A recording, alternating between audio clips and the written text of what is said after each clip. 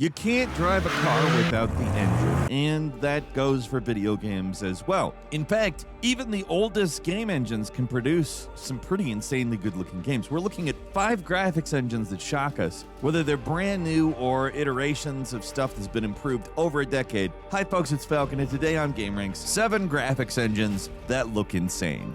At number 7, the Resident Evil engine. Capcom has been churning out games for the longest time now, and the engine has proven how ridiculously versatile it is. This is the engine that reintroduced the world to Resident Evil in FPS mode. Resident Evil 7 is an incredibly cramped and extreme in realistic detail experience.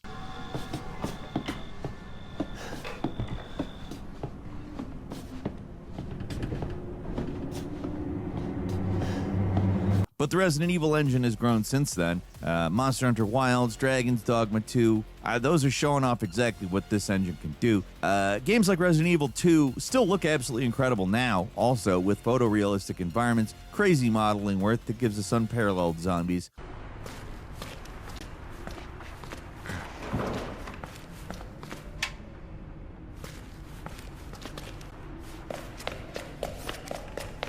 The zombies in Resident Evil 2 are gross. They're a squishy, nasty marvel of game design that no other zombie games really match. And while we're talking about zombies, even Dead Rising Deluxe Remaster is running on the Resident Evil engine.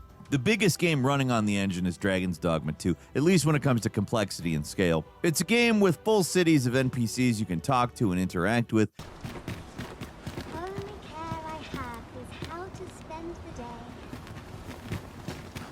And there's very few concessions to game-like small environments with narrow points of view like the Monster Hunter games. Which makes sense. Dragon's Dogma 2 is the first Resident Evil engine to really struggle under the scale of the game. What makes Resident Evil engine so special is how scalable it is. All the new Resident Evil games using the engine run incredibly well on PC or console, but Dragon's Dogma 2 is where we started seeing cracks. It's still an incredible engine and one we're sure Capcom will continue using in the future. We're just hoping the great optimization never goes away.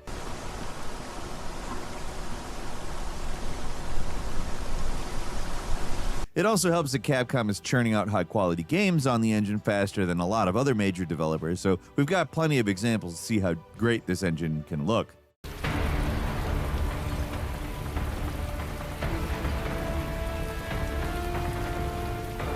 And number 6 is the Rage engine, Rockstar's proprietary engine that's been in use since Grand Theft Auto 4 and will be used in the upcoming Grand Theft Auto 6. Looking at the in-game footage trailers for that game, you can see how impressive the engine actually is and how far it's come since GTA 4. 6 features giant crowds of unique NPCs that look so much more realistic than the crowds we're used to seeing. But if we're going to take a look at any games on the engine that are actually released, the 2 big standouts are GTA 5 and especially Red Dead Redemption 2. GTA 5 is, it sounds funny to say at this point, it's an old game, the latest in the series, and obviously the best looking of the bunch so far, with the biggest map and the most complex gimmick. At any point, you can swap characters, instantly moving the camera to one of the trio, interrupting whatever they're doing while you are away. It's a clever trick, and one that must have taken a lot of development time, but it's worth it to see whatever Trevor's up to. Right for you, baby.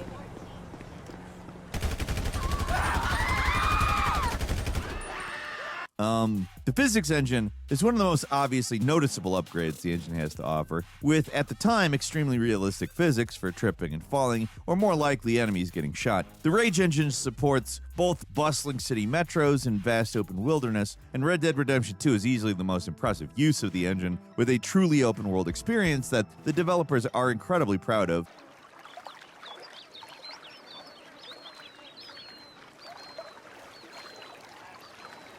So proud, they won't let you fast travel around the environment. Instead of fast travel, there's a cinematic camera mode you can toggle while riding a long distance, giving you sweeping shots of their insanely detailed landscapes that stretch off into the distance. And like GTA 5, Red Dead 2 has its own immensely detailed city that's unlike anything else in the Wild West series.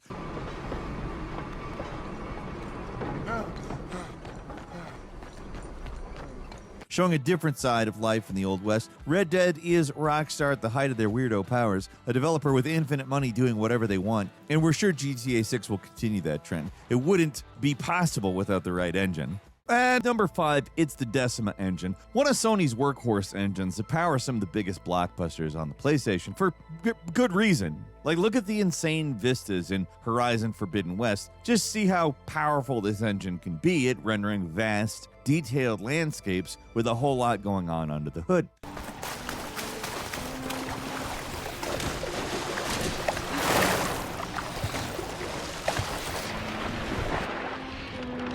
Decima was originally designed as a proprietary engine to be used in-house by Guerrilla Games, the developers behind the Horizon series, but the team were forced to slap some branding on it after announcing a partnership with Kojima Productions, which adds a whole new dimension to the thing. The Horizon games look great, but the Death Stranding series is an entirely different beast.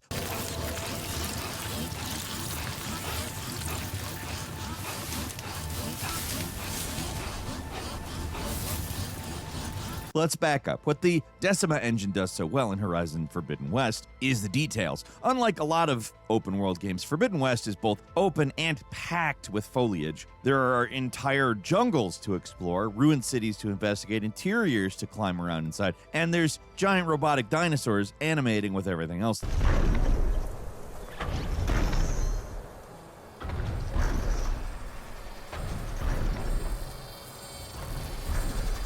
The day-to-night cycle, particularly impressive. The orange-hued light cascading across the landscape as the times change. The settlements are super impressive, too, with working mechanisms buzzing along whether you're watching or not, plants that ripple and move in the wind. There's never a static moment in the game, and that continues in Death Stranding 2. Death Stranding 2 on the beach is an exponential jump in graphics quality over the bleak original. The first game, it did have some beautiful vistas, but nothing compares to the sweeping natural wonder of this game's miniature recreation of Australia.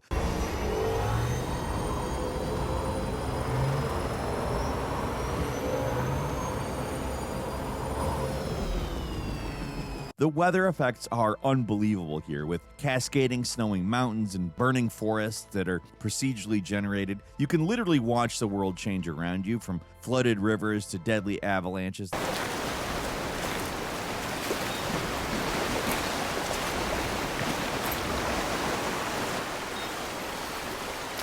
The landscape in Death Stranding 2 doesn't have the insane level of detail as Horizon because the world here is a canvas for you to play around with. Creating makeshift bridges with ladders is a simple joy that shows how unforgiving this landscape can be. It's beautiful in a way that reminds us how vulnerable we are, and that's pretty incredible, actually.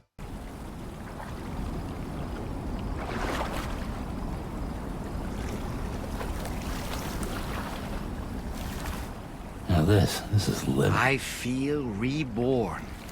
And number 4 is the Infinity Ward engine, the workhorse of the Call of Duty series, of course. How this whipped, beaten engine is still producing world-class, high-quality graphics is an arcade mystery we'll never understand, and we don't need to understand it because you can say a lot about the Call of Duty games. We've said plenty over the years, but you can't say these games look bad. They keep looking better every year, in fact. And Black Ops 6 is the most creative, most insanely good-looking so far. Bastards don't even recognize me. Not that it would save them. They have guns! Somebody help us! Everyone clear out! The engine that's been powering Call of Duty games since the early 2000s it's on its 9th iteration. Black Ops 6 really shows what the engine's capable of in interesting new ways. There's a giant map set during Operation Desert Storm that shows what an open-world Call of Duty game would look like, with enemy camps to clear and vehicles to drive across the oversized desert landscapes, and those look super realistic. Got you covered. I'll get Alawi. Then there's more intimate levels, like this incredibly detailed recreation of Washington, D.C. Checking online maps, you can see that the developers rebuilt genuine intersections of the city when they actually, they didn't have to. You're not going to check that, generally. And even if you're one of the people that does check it, who cares?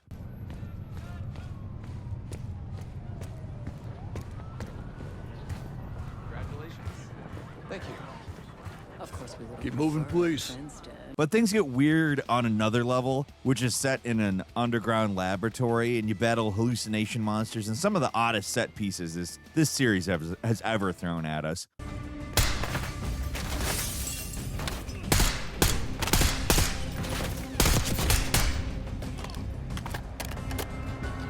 And if we're going for the most realistic looking game in the series, you got to go with the Modern Warfare reboot. It aims to capture the sterile, chilling nature of Modern Warfare in the way the sequels absolutely don't. And this game does it with the most attention to detail you can imagine. There's a mission set entirely inside a suburban London home as Special Forces slowly sweeps through it.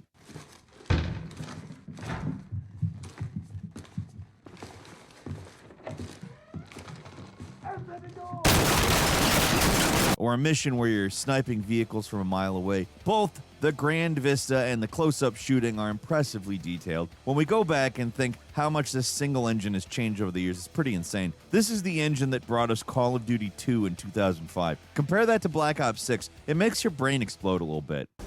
Severe and his men will make this. Safety gate, pocket armor will need shields. Idiots! And number 3 is Unreal Engine 5, one of the biggest in video games, of course. It's the engine that allows games with pretty modest budgets to look absolutely amazing. Even small indie games can have AAA graphics with the Unreal Engine, and the ease of use just makes it ubiquitous. It's literally everywhere. Half the games we play use the Unreal Engine. The logo, it's there. Bizarrely, the engine that created it barely uses it. The developers behind Fortnite are the creators of the Unreal Engine, and they'll simply never push the engine to its limits. For that, we gotta look at games produced outside of Epic Games. One of the biggest of the year that really shows what the Unreal Engine is capable of is the Elder Scrolls 4 Oblivion remake. Hello there.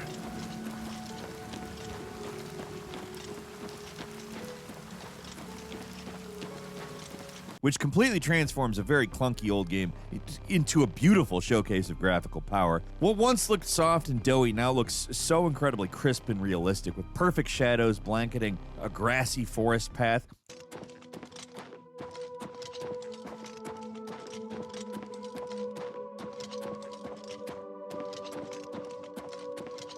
Oblivion Remastered feels like a tech demo at times, a game designed to show just how big the difference the Unreal Engine 5 can make. Other games like Hellblade 2 use a multimedia approach to create incredible, unreal scenes of surreal beauty that you won't see in any other game.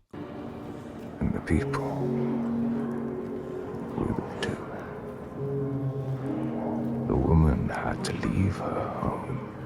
Old iterations of the engine had issues with every game looking the same, but the Unreal Engine 5 has games like Tekken 8, Split Fiction, a huge difference. And some of the best looking games are indie efforts like Still Wakes the Deep, which creates a fully functioning oil rig with impressive clarity.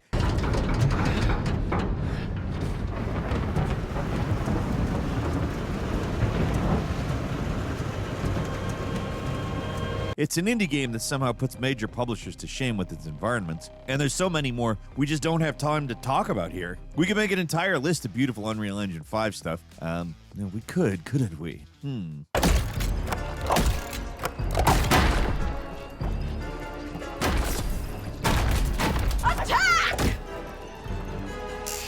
And number 2 is CryEngine. The engine that once existed as the benchmark for computer power isn't as impressive as it once was now, and yet it still has been used to make one of the best games of the year, Kingdom Come Deliverance 2, which runs on CryEngine. And it shows just how impressive this old beast can be.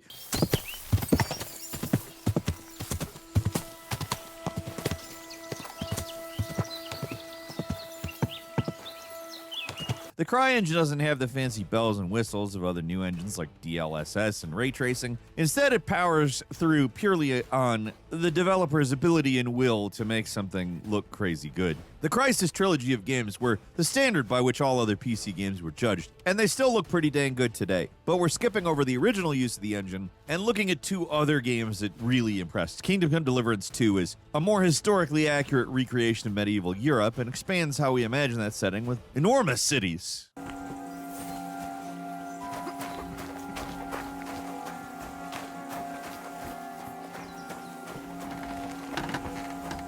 The cities are crazy, honestly. Even the simple forests, though, and babbling brooks, they look amazing.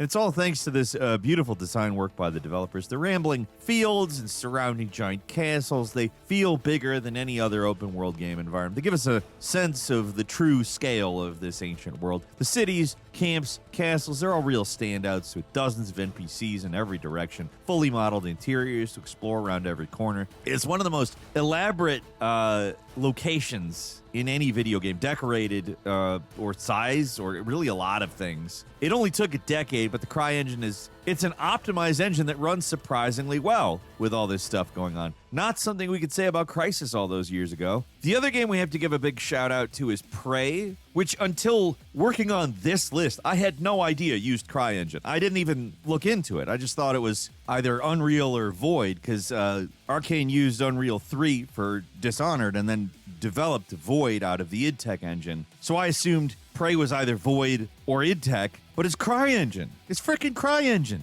Usually CryEngine is all about showing off natural beauty, but Prey dumps us into this Art Deco space station with very little nature to be found. Logging software agnostic. Files corrupted. List. Series. Service.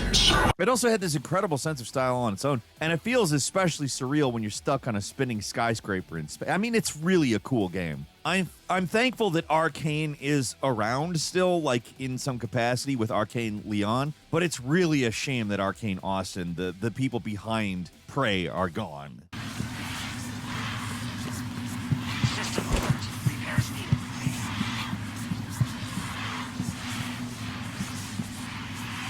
And number one is the Red Engine 4, another proprietary engine, but this one never really escaped. Like the Decima Engine, Red Engine 4 was developed by CD Projekt Red and used for Witcher 3 and Cyberpunk 2077, two very different games with very different styles. The Witcher used the engine to great effect to show off one of gaming's greatest cities. Whole lot of sprawling natural environments, it's packed with interesting creatures to kill. The original game looks great.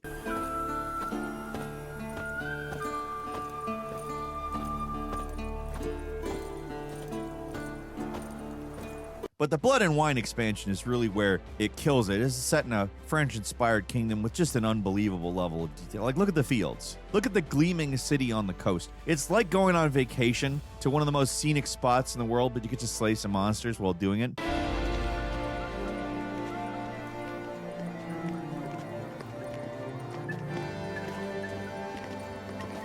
And then Cyberpunk 2077, also an iconic city. But man, is it gone a long way since release. What started out as a janky, buggy, massive game has turned around, and it's thanks to, 2.0 and the Phantom Liberty expansion, which is also the best looking part of a very good looking game. Phantom Liberty introduces a dusty, post-apocalyptic sci-fi city with ruined, opulent buildings and off-road vehicles kicking up clouds while patrolling the main street. The central market is a kaleidoscope of activity, lights, and sounds. There's almost too much to take in. To the city to pick up the merch. Never came back.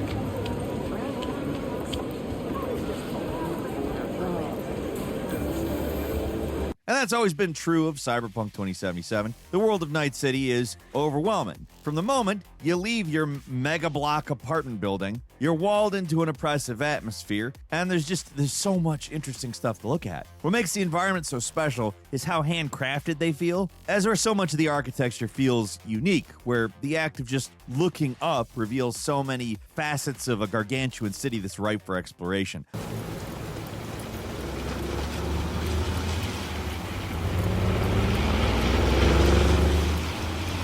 The Red Engine 4 just does a fantastic job of giving us a taste of Night City. We're sad to see it go. Cyberpunk 2 has already been confirmed to be using Unreal Engine 5, which, after looking at so many of those games earlier, we're not surprised. The magicians at CD Projekt Red will, of course, bend that thing to their will. I do have a bonus engine for you, the Snowdrop engine, an infamously finicky graphics powerhouse brought to us by the first Division game, brought us a ruined New York. But in the meantime, it's been a really powerful Ubisoft engine. It's powered some of their best looking games, from Avatar, Frontiers of Pandora, which, I mean, story-wise, pretty boring, but it's a pretty alright game. Looks completely insane, though. Like, the graphics fidelity and the level of game, maybe a little mismatched there, but man, it is beautiful.